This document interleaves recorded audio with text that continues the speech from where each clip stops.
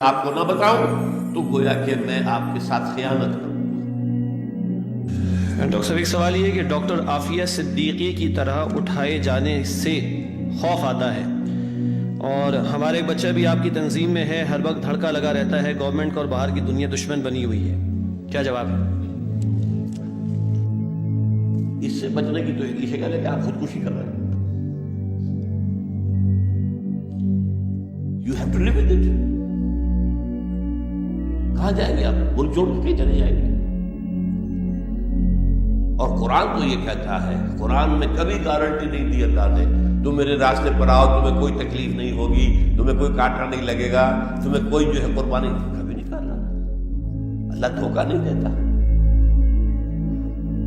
ہم تو آزمائیں گے، تمہیں ٹھوک بجا کر دیکھیں گے، فاقے دیں گے، تمہیں جان اور مال کی تکلیف دیں گے، اور تمہیں آزمائیں گے کہ ثابت قدم رہتے ہو کہ نہیں رہتے۔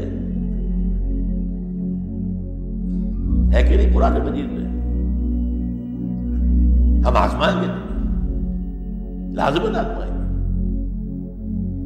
بشیء من الخوف والجوع ونقص من الاموال والانفس والثمرات ولنبلونکم، ہم لازماً تمہیں آزمائیں گے، خوف سے، خطرے سے، جان و مال کے نقصان سے، اپنی فصلوں کی بربادی سے، اپنے کیریئر کی بربادی سے آزمائیں گے، اور دیکھیں کون واقعی ہم پر ایمان رکھتا ہے اور ثابت قدم رہتا ہے۔ باقی اس خوف سے بچنا ہو تو خودکشی کے علاوہ مجھے تو کوئی راستہ نظر نہیں آتا۔ کہ یہ جو نیریٹو ابھی ہمارے سامنے آیا ہے،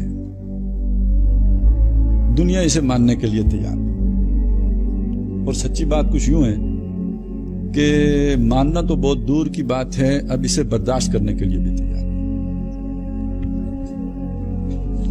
یہ 9/11 کے بعد جو سارا کچھ ہے وہ در حقیقت اسی کا کلا کما کرنے کے لیے، باقی تو بہانہ ہے، دہشت گردی بہانہ ہے، اصل میں یہ ہے ہدف یہ ہے۔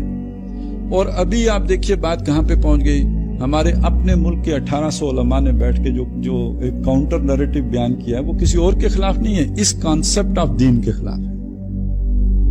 کبھی اس کو اسٹڈی کر کے دیکھ لیجیے، آخری زد اس پہ پڑھنی۔ اس اعتبار سے اس تصور کو لے کر چلنا انگارہ ہاتھ میں پکڑنے کے مترادف ہے، اس کی کوئی گنجائش نہیں۔ مذہب اسلام کی گنجائش موجود ہے، اس کو دنیا فیسیلیٹیٹ کرنے کے لیے تیار۔ آپ روزہ رکھیں، امریکہ میں رکھیں، ایک آدھ افطاری آپ کو وائٹ ہاؤس میں ہو جائے گی۔ انڈیا میں مودی بھی اب اسی سنت پر عمل کرتے ہوئے مسلمانوں کو افطاری کرا دیتے ہیں۔ لیکن آپ اگر پولیٹیکل ورژن رکھیں اسلام کا تو یہ دنیا گوارا کرنے کے لیے تیار، پھر آپ کی لڑائی ہوگی، جس کا مطلب پھر یہ کہ اب اس معاملے میں دنیا فاشسٹ ہو گئی، بندہ مس ہو جائے، گم ہو جائے، غائب ہو جائے، کوئی نہیں پوچھنے والا۔ کیوں بھائی؟ اس لیے کہ یہ تو اس کو بریکٹ کر دیا گیا ٹیررزم کے ساتھ۔ آپ بے شک ٹیررسٹ نہ ہوں، آپ کو بس آپ کا پولیٹیکل کانسیپٹ ہے اسلام کا، لہٰذا آپ ٹیررسٹ ہیں، بس ہوں گے، آج نہیں تو کل ہو جائیں گے، لہٰذا آپ کو جو ہے پریمپٹیو میئرز کے تحت جو ہے ابھی گم کیے جا سکتے ہیں۔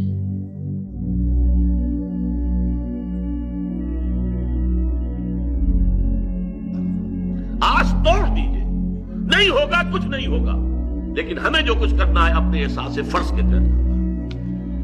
جب تک یہ شکل نہیں ہوگی، اگر آپ نے وہ امیدوں کے چراغ روشن کیے رکھے تو پھر مایوسی آ سکتی ہے۔ اور میں اللہ کا شکر ادا کرتا ہوں کہ کئی سال پہلے، 5-6 سال پہلے میں اس مضمون کو لکھ چکا ہوں۔ وہ جو ہے 20ویں صدی عیسوی میں بر صغیر پاک و ہند کے اندر اسلام کے انقلابی فکر کی تجدید و تعمیل، اور اس میں تدریج کے تقاضے ہیں کہ اس سے مایوسی سے انسان بچتا ہے، ذہناً پہلے تیار ہو، اپنے دل میں یہ خواب دیکھ لے کہ بس میری زندگی میں یہ کام ہو جائے گا، تو پھر ایک تو یہ ہوگا کہ یہ ہک اور بائی کروک، ٹیڑھا بیڑا راستہ جو ہے سیدھی انگلیوں نہیں نکل رہا، گھی تو ٹیڑھی کرو انگلیاں، یہ کرے گا انسان۔ اور نمبر 2 یہ کہ جب دیکھے گا میرے تو اب بہت قریب آ گئی، میں تو بوڑھا ہو گیا، ہوا کچھ نہیں، تو پھر جو دل شکستگی طاری ہوگی، جو فرسٹریشن آئے گی، جو مایوسی ہوگی، واقعہ یہ ہے کہ وہ میں سمجھتا ہوں کہ اللہ تعالیٰ کی سزاؤں میں سے ایک سزا ہے، جو کہ انسان کو اپنی زندگی، اپنی بڑھاپی کے آخری دور میں آ کر یہ فرسٹریشن ہو کہ میں نے اپنی ساری زندگی جس کام میں لگا دی، اس کا کوئی ٹینجیبل، کوئی واضح، کوئی جو ہے ٹھوس نتیجہ میرے سامنے نہیں۔ لیکن اگر انسان پہلے سے تیار ہو، ذہناً اس کے لیے تیار ہو. ایک قدم بھی ہم آگے لے گئے تو بہت بڑی کامیابی ہے. چلیے ایک قدم بھی آگے نہ لے جا سکے، اگر آخری دم تک لگے رہے تو کامیابی بس.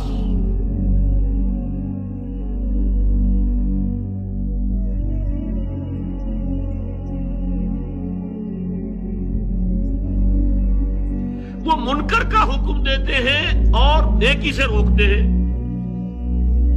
جبکہ اہل ایمان کا کیا آیا؟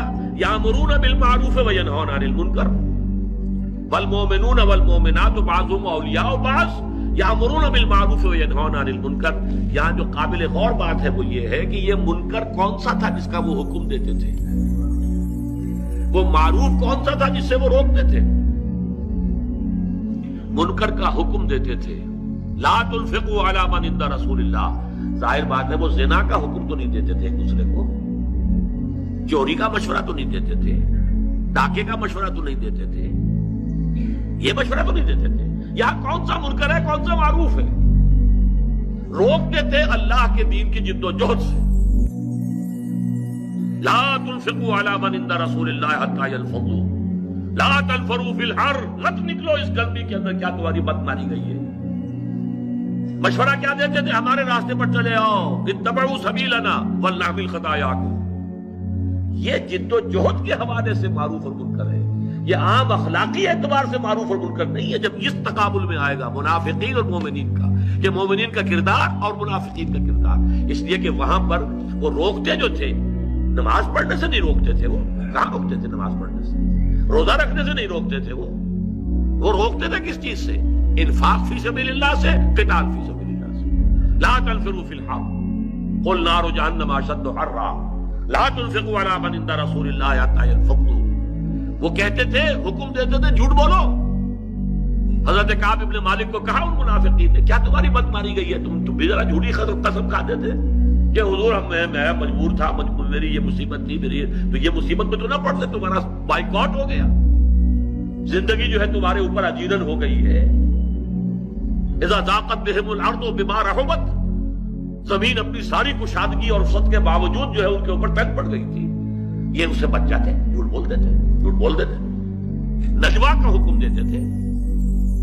وہ جو جماعت کی جو نظم ہے اس کو ڈھیلا کرنا، قائد جو ہے اس کے خلاف سرگوشیاں کرنا، اس سے بددل کرنا، یہ کام ہے اصل میں کہ جس کو کہا جا رہا ہے کہ ان لوگوں کا معاملہ یہ ہے کہ یامرون بالمنکر وینہون عن المعروف.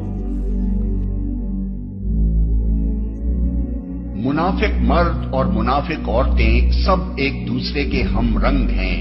برائی کا حکم دیتے ہیں اور بھلائی سے منع کرتے ہیں اور اپنے ہاتھ خیر سے روکے رکھتے ہیں. یہ اللہ کو بھول گئے تو اللہ نے بھی انہیں بھلا دیا. یقیناً یہ منافق ہی فاسق ہیں.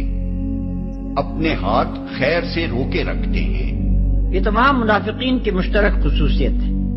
ان سب کو برائی سے دلچسپی اور بھلائی سے عداوت ہوتی ہے. کوئی شخص برا کام کرنا چاہے تو ان کی ہمدردیاں، ان کے مشورے، ان کی ہمت افزائیاں، ان کی اعانتیں، ان کی سفارشیں، ان کی تعریفیں اور مدح سرائیاں سب اس کے لیے وقف ہوں گی. دل و جان سے خود اس برے کام میں شریک ہوں گے، دوسروں کو اس میں حصہ لینے کی ترغیب دیں گے، کرنے والے کی ہمت بڑھائیں گے، اور ان کی ہر ادا سے یہ ظاہر ہوگا کہ اس برائی کے پروان چڑھنے ہی سے کچھ ان کے دل کو راحت اور ان کی آنکھوں کو ٹھنڈک پہنچتی ہے. بخلاف اس کے کوئی بھلا کام ہو رہا ہو تو اس کی خبر سے ان کو صدمہ ہوتا ہے، اس کے تصور سے ان کا دل دکھتا ہے، اس کی تجویز تک انہیں گوارا نہیں ہوتی. اس کی طرف کسی کو بڑھتے دیکھتے ہیں تو ان کی روح بے چین ہونے لگتی ہے. ہر ممکن طریقے سے اس کی راہ میں روڑے اٹکاتے ہیں اور ہر تدبیر سے یہ کوشش کرتے ہیں کہ کسی طرح وہ اس نیکی سے باز آ جائے، اور باز نہیں آتا تو اس کام میں کامیاب نہ ہو سکے. پھر یہ بھی ان سب کا مشترک خاصہ ہے کہ نیکی کے کام میں خرچ کرنے کے لیے ان کا ہاتھ کبھی نہیں کھلتا، خواہ وہ کنجوس ہوں یا بڑے خرچ کرنے والے. بہرحال ان کی دولت یا تو تجوریوں کے لیے ہوتی ہے یا پھر حرام راستوں سے آتی اور حرام ہی کے راستوں میں بہہ جاتی ہے. بدی کے لیے چاہے وہ اپنے وقت کے قارون ہوں، مگر نیکی کے لیے ان سے زیادہ مفلس کوئی نہیں ہوتا. وَلَنَبْلُوَنَّكُمْ بِشَيْءٍ مِّنَ الْخَوْفِ وَالْجُوعِ. اب یہ ہے کہ پہلے سے دکھا دیا، اللہ تعالیٰ دھوکہ نہیں دینا چاہتا. دیکھ لو جس راہ میں قدم رکھا ہے، اب آزمائشیں آئیں گی، تکلیفیں آئیں گی، رشتہ دار ناراض ہوں گے، بیوی شوہر سے لڑے گی، شوہر بیوی سے لڑے گا، اولاد والدین سے جدا ہوگی، یہ سب کچھ ہوگا، فساد ہوگا، فتور ہوگا، تصادم ہوگا، جان و مال کا نقصان ہوگا۔ وَلَنَبْلُوَنَّكُمْ، ہم لازماً آزمائیں گے تمہیں بِشَيْءٍ مِّنَ الْخَوْفِ، خوف کی کیفیت سے، وَالْجُوعِ، بھوک، فاقے، کیسے کیسے فاقے آئے، کیا ہوا ہے غزوہ احزاب میں، کیا ہوا ہے جو اس سے بعد جو جیش العسرہ ہے، تو تبوک کی جنگ ہے، وَنَقْصٍ مِّنَ الْأَمْوَالِ وَالْأَنفُسِ وَالثَّمَرَاتِ، اور نقصانات ہوں گے، مالی بھی، جانی بھی، اور ثمرات۔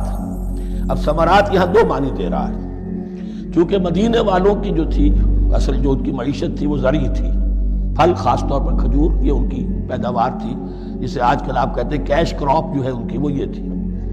اب ایسا بھی ہوگا کہ فصل تیار کھڑی ہے، اگر اسے اتارا نہ کھجور سے تو ضائع ہو جائے گی، اور ادھر سے تبوک کا حکم آ گیا، نکلو اللہ کی راہ، یہ ساری فصل ضائع ہو جائے گی۔ امتحان ہو گیا کہ نہیں؟ اور اس کے علاوہ ایک اور ہے اس کا مفہوم، انسان کچھ بہت محنت کرتا ہے، جد و جہد کرتا ہے، کیریئر بناتا ہے، اپنا ایک مقام بنا لیتا ہے اس کیریئر میں، اس پروفیشن میں، اس راستے پر آتا ہے تو کچھ اور ہی شکل اختیار کرنی پڑتی ہے۔ وہ تجارت کے زمانے میں جو محنت کی تھی، وہ کیریئر کو جمانے میں جو محنت کی تھی، وہ سارا کا سارا معاملہ جو ہے وہ کھو کر پھر اس وادی میں آنا پڑتا ہے۔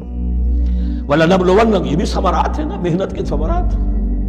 وَلَنَبْلُوَنَّكُمْ بِشَيْءٍ مِّنَ الْخَوْفِ وَالْجُوعِ وَنَقْصٍ مِّنَ الْأَمْوَالِ وَالْأَنفُسِ وَالثَّمَرَاتِ وَبَشِّرِ الصَّابِرِينَ، اور اے نبی بشارت دیجئے صابروں کو، صبر کرنے والوں کو۔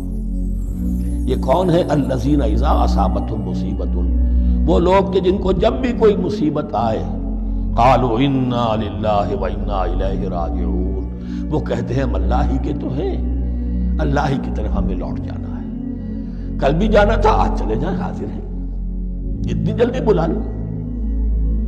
نشان مرد مومن باتوں گویم، جو مرگ آیا تبسم مر لبے اوست، مرد مومن کی تو نشانی یہی ہے کہ جب موت آئے تو مسرت کے ساتھ اس کے چہرے پر، اس کے ہونٹوں پر مسکراہٹ ہو۔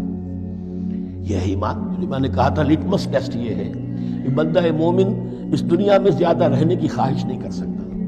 لائف از اے لائبلٹی، جو لمحہ آ رہا ہے اس کا حساب دینا ہوگا، تو جتنی عمر بڑھ رہی ہے حساب بڑھ رہا ہے۔ It's not an asset, it's a liability. اور الدنیا سجن المومن و جنت الکافر، یہ تو مومن کے لیے ایک قید خانہ ہے، ہاں کافروں کی جنت ہے۔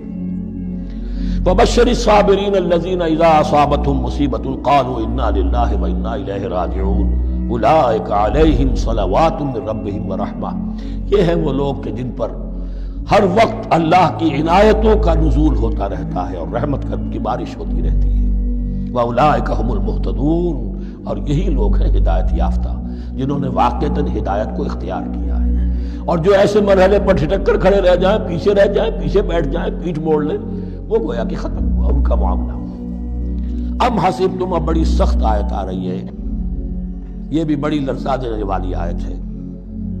اب دیکھیے صحابہ کرام میں سے ایک بڑی تعداد تھی کہ جو مکے کی سختیاں جھیل کر آئے تھے، مہاجرین، ان کے لیے تو اب جو بھی مراحل آئندہ آنے والے تھے وہ کوئی ایسے ثقیل نہیں تھے، ایسے مشکل نہیں تھے۔ وہ سختیاں تو وہاں نہیں انہوں نے جھیلنی تھی کہ جو کہ مکے میں مہاجرین نے جھیلی تھی، تو اب ان سے ہے خاص طور پر روئے سخن۔ اگرچہ خطاب عام ہے، اور یہ قرآن مجید میں عام طور پر آپ کو ملے گا کہ الفاظ عام ہیں، لیکن آپ اگر دیکھیں گے تو روئے سخن کسی خاص طبقے کی طرف ہے، تو یہاں در حقیقت ان کو بتایا جا رہا ہے۔ ام حسبتم ان تدخلوا الجنہ، کیا تم نے یہ سمجھا تھا کہ جنت میں داخل ہو جاؤ گے؟ ولما یاتکم مثل الذین خلوا من قبلکم، حالانکہ ابھی تک تو تمہارے اوپر وہ حالات و واقعات تو وارد ہی نہیں ہوئے جو ان پر ہوئے تھے جو تم سے پہلے تھے۔ مستہم الباساء، انہیں آ لیا، پہنچی ان کو سختی بھوک کی، والضراء، اور تکالیف، وزلزلوا، اور وہ ہلا مارے گئے، حتی یقول الرسول والذین آمنوا معہ متی نصر اللہ، یہاں تک کہ پکار اٹھا وقت کا رسول اور جو ان کے ساتھ اہل ایمان تھے، کب آئے گی اللہ کی مدد، الا ان نصر اللہ قریب، یا اب انہیں یہ خوشخبری دی گئی کہ آگاہ ہو جاؤ اللہ کی مدد قریب ہے۔ یعنی اللہ آزماتا ہے، یہ وہی بات ہے جو اس سے پہلے آ چکی ہے 19ویں رکوع میں بالکل شروع میں، وَلَنَبْلُوَنَّكُمْ بِشَيْءٍ مِّنَ الْخَوْفِ وَالْجُوعِ وَنَقْصٍ مِّنَ الْأَمْوَالِ وَالْأَنفُسِ وَالثَّمَرَاتِ، ہم لازماً آزمائیں گے۔ یہ کوئی پھولوں بھرا راستہ نہیں ہے، پھولوں کی سیج نہیں ہے، حق کا راستہ ہے، یہ کانٹوں بھرا بستر ہے، کانٹوں بھرا راستہ ہے، اس کے لیے ذہناً تیار ہو جاؤ۔ در رہے منزل لیلا کہ خطر ہاست بسے، شرط اول قدمی نفس کے مجنوں باشی، دیکھ سمجھ کر آؤ۔ ام حسبتم ان تدخلوا الجنۃ ولما یاتکم مثل الذین خلوا من قبلکم مستهم الباساء والضراء وزلزلوا حتى يقول الرسول والذین آمنوا معه متى نصر اللہ الا ان نصر اللہ قریب۔ یہ آیت پھر مسلمانوں کو، صحابہ کرام کو سورہ صف میں یہ خوشخبری سنائی گئی جبکہ غزوہ احزاب واقع ہو چکا تھا اور شدید ترین امتحان سے محمد الرسول اللہ اور ان کے صحابہ گزر چکے تھے کامیابی کے ساتھ، تب انہیں خوشخبری دی گئی ہے۔ سورہ صف اس وقت نازل ہوئی ہے، وَأُخْرَىٰ تُحِبُّونَهَا نَصْرٌ مِّنَ اللَّهِ وَفَتْحٌ قَرِيبٌ۔ اب تمہارے لیے وہ خوشخبری ہے، اے نبی بشر المومنین، اپنے اہل ایمان ساتھیوں کو بشارت دے دیجئے کہ اب وہ وقت آ گیا ہے کہ اللہ کی نصرت کے دروازے کھلتے چلے جائیں گے۔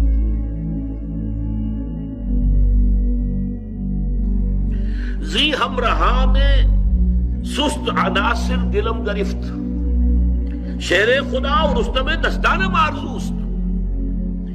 اب یہ شعر ہماری تحریک کے اوپر اس وقت جو تیسرا میرا پوائنٹ ہے اس کے اوپر پوری طرح راست آئے گا۔ زی ہمراہان سست عناصر، ہمارے ہاں بھی جیسا کہ میں نے عرض کیا تھا کہ سست ہیں، کم کوش تو ہیں، بے ذوق نہیں راہی، کم کوش تو ہیں لیکن بے ذوق نہیں راہی، وہی بات نہیں ہے۔ زی ہمراہان سست عناصر دلم گرفت، یہ جو میرے ساتھی ہیں کہ جو سست ہیں، جن میں کسل ہے، جن میں کم ہمتی ہے، جو محنت سے جی چرا رہے ہیں، میرا دل جو ہے ان کی وجہ سے میرا دل پکڑا گیا ہے، مجھ پر مایوسی کی کیفیت ہو گئی ہے۔ شیر خدا و رستم دستان مارزوست، میں چاہتا کوئی اللہ کا شیر بھی تو میدان میں آئے، یہ سست عناصر ہی تو نہ رہ جائیں، کوئی وہ جو لیجنڈری شخصیت ہے رستم کی، جو روایتی شخصیت کو اس کا مصداق بھی تو سامنے آئے۔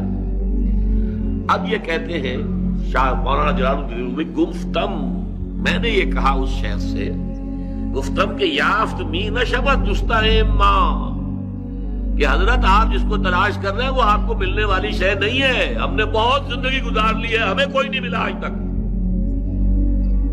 وہ شیر خدا اور رستم دستانم کی آرزو اور انسانم آرزو یہ دلوں میں پالتے رہیے، یہ ملنے والی شے نہیں ہے، ناممکن ہے۔ گفت آن کے یافت می نشبت آنم آرزوست، اس نے کہا کہ میں اسی چیز کی تو آرزو کو پالے ہوئے ہوں جو نہیں ملے گی مجھے، لیکن آرزو تو ہے، اسے تو پال سکتا ہوں۔ بالکل اسی طریقے سے سمجھیے کہ اس توقع سے اپنے ذہن کو، اپنے قلب کو فارغ کر لیجئے کہ اس کا کوئی نتیجہ بہت بڑا، کوئی واضح، کوئی کامیابی، کوئی پھریرے اڑاتے ہوئے ہم کہیں پر جو ہے کامیابی کے پرچم لہراتے ہوئے کہیں داخل ہوں، نہیں، نکال دیجئے۔ جو کچھ ہمیں کرنا ہے محض اپنے فرض کی ادائیگی